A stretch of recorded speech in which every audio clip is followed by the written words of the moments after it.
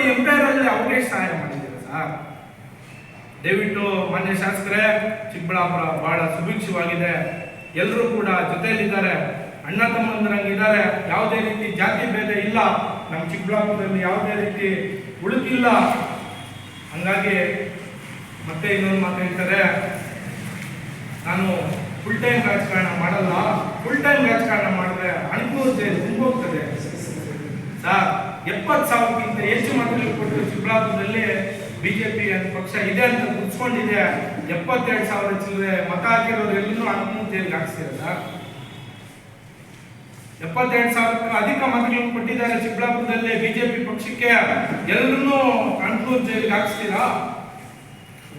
ನೀವು ಶಾಸಕರಾದ್ಮೇಲೆ ಹೇಳಿದ್ರೆ ನನ್ನ ಜೊತೆ ಯಾವ ಹಿಂಬಾಲಕರು ಬರಬಾರ್ದು, ನಿಮ್ ಕೆಲಸ ಮಾಡ್ಕೊಬೇಕು, ನಿಮ್ಮ ಉದ್ಯೋಗದಲ್ಲಿ ತೊಡಸ್ಕೊಬೇಕು ಅಂತ ನೀವ್ಯಾಕೆ ಸರ್ ಗುಂಪುಗಾರಿಕೆ ರಾಜಕೀಯ ಮಾಡ್ತಾ ಇದ್ದೀರಾ?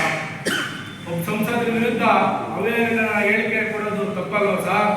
ಜವಾಬ್ದಾರಿ ಸ್ಥಾನದಲ್ಲಿ ಇದ್ದೀರಾ ಸರ್.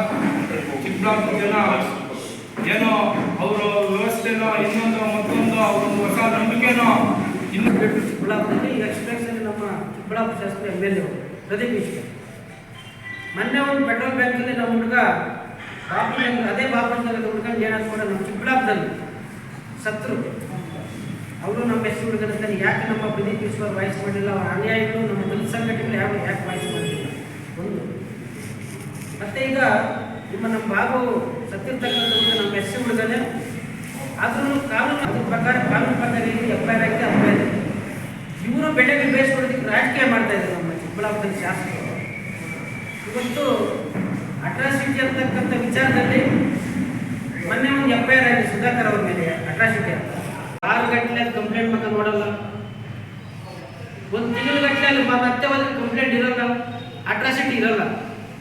ಇವತ್ತೇನು ಸುಧಾಕರ್ ಮೇಲೆ ನಾವು ಇಂಥವರು ಮತ್ತೆ ನಮ್ಮ ನಾಗೇಶು ಮಂಜುನಾಥ್ ದುಡ್ಡು ತಗೊಂಡಿದ್ದಾರೆ ಅಂತ ಹೇಳ್ಬಿಟ್ಟು ಅವ್ರ ಸರ್ಕಾರ ಇದ್ದಾಗ ಅವ್ರ ಹೆಸರು ಬಂದಿದೆ ಅಷ್ಟೇ, ಸುಧಾಕರ್ ಮೇಲೆ ಆಪಾದ ಬಂದಿಲ್ಲ. ಈಗ ನಮ್ಮ ರಾಜಕೀಯ ಮಾತಾಡ್ತಾ ಇಲ್ಲ. ನಮ್ಮ ಅಟ್ರಾಸಿಟಿಯನ್ನು ದಲಿತರ ಒಂದು ಕಾನೂನು ಚೌಕಟ್ಟಿರ್ತಕ್ಕಂಥ ಕಾನೂನನ್ನು ದುರುಪಯೋಗ ಮಾಡಿಸ್ಕೊಳ್ತಾ ಇದ್ದಾರೆ ನಮ್ಮ ರಾಜಕಾರಣ. ಅದ್ರ ಬಗ್ಗೆ ನಾನು ಮಾತಾಡ್ತೀನಿ. ನಮಗೇನು ನಮ್ಮ BJP ಕಾಂಗ್ರೆಸ್ ಅವರು, ನಾನೊಬ್ಬ ಸಾಮಾಜಿಕ ಹೋರಾಟಗಾರ, ಚಳುವಳಿಗಾರ.